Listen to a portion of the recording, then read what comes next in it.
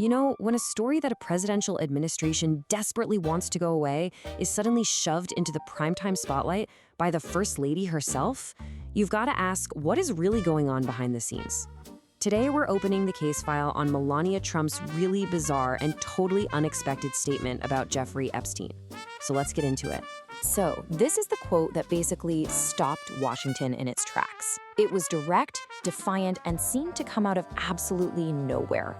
In just one moment, Melania Trump brought a massive scandal that the White House was trying to bury right back to the forefront. So think of this quote less as an answer and more like the very first clue in a much, much bigger puzzle. And that's the million-dollar question, isn't it? Why would you add fuel to a fire that you're desperately trying to put out? To get to the bottom of that, we need to look past the reporters in the room that day and start asking who this message was really for. And following that trail, well, it leads us somewhere pretty unexpected.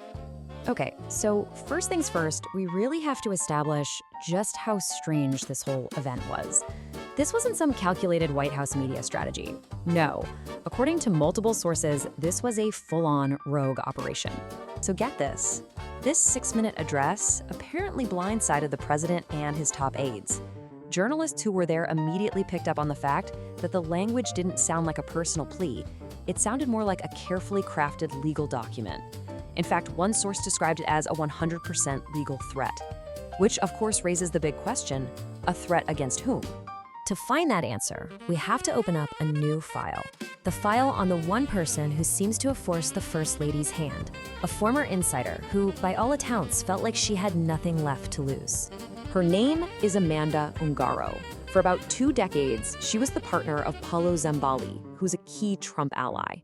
Their relationship blew up into a really bitter custody dispute, and it ended with her being deported to Brazil, which she alleges Zampoli made happen with a single call to ICE. So she's desperate, she reaches out to her old friend, Melania Trump, asking for help. And she was met with silence. That's when the threats began. This was one of several messages Angaro apparently posted on social media, aimed right at Melania Trump, though they're deleted now. The tone, it's personal, it's raw, and it sounds incredibly serious.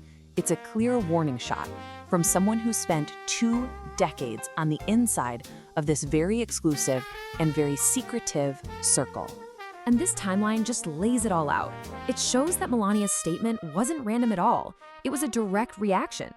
Look at the clock. 2 days before, Amanda Angaro gives this big interview to a major Spanish newspaper. The day before, that paper calls the White House for a comment on what she said about Melania. And then, the very next day, bam, the First Lady is at a podium, issuing what sounded like a legalistic warning. So, how in the world did Angaro's threats lead to a prime-time statement from the First Lady? Well, to understand the kind of leverage she holds, we need to map out the network she was a part of. This isn't just some dispute between 2 women. It's about a really tight-knit circle of powerful people, all bound together by business, politics, and most importantly, by secrets. And right at the center of this whole web is Paolo Zampoli. He's not just Amanda Angaro's ex, he's a modeling agent, he's a longtime friend of the Trumps, and now he's a U.S. special envoy. You could say he's the connective tissue between almost every major player in this story. And Zampoli's connections, well, they run deep.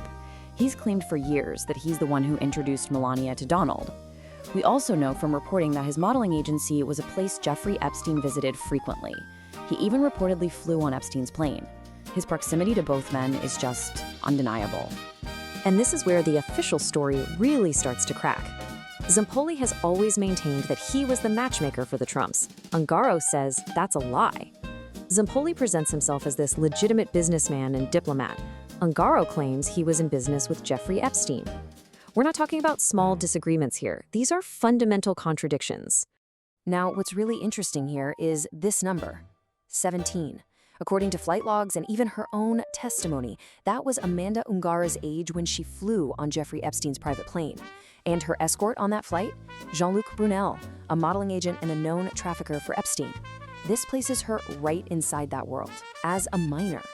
So this brings us to the aftermath. In the days right after Melania's statement, a series of things that seemed unrelated started to happen.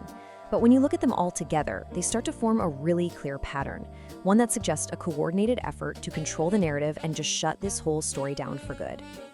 Just look at this sequence of events. First, only days after Melania's statement, Ghislaine Maxwell, from prison, sends a mysterious USB drive to the Department of Justice. Next, Paolo Zampoli starts threatening media outlets with lawsuits if they even cover Angaro's story.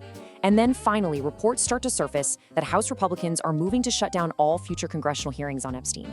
And we're not just talking about rumors here. Reporting alleges that this effort is coming at the direction of Donald Trump himself.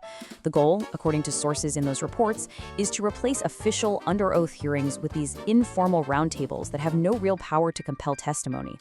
So, a surprise statement from the First Lady, a mysterious USB drive from a convicted trafficker, legal threats from a key ally, and a big move in Congress to halt the official investigation. Do these dots connect? You have to wonder. Let's just do a quick review of our case file. We've got Melania Trump, acting as the principal, issuing what's been described as a legal threat. Amanda Angaro, the whistleblower, who's ready to expose what she knows. Paolo Zampoli, the fixer, scrambling to do damage control. Ghislaine Maxwell, the accomplice, sending these cryptic messages from prison. And finally, you've got the House GOP, the allies, allegedly trying to shut down any official investigation.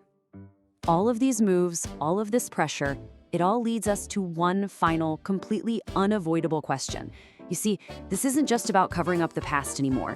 It's about controlling the future. Because when you see this much effort being spent to shut down a story, it just begs the question, what secrets are so damaging that they justify this level of intervention? You've got a mysterious USB drive, a witness under threat, and stalled investigations. It all points to a much bigger picture. And the part of the story we're not being told, well, that might just be the most important part of all.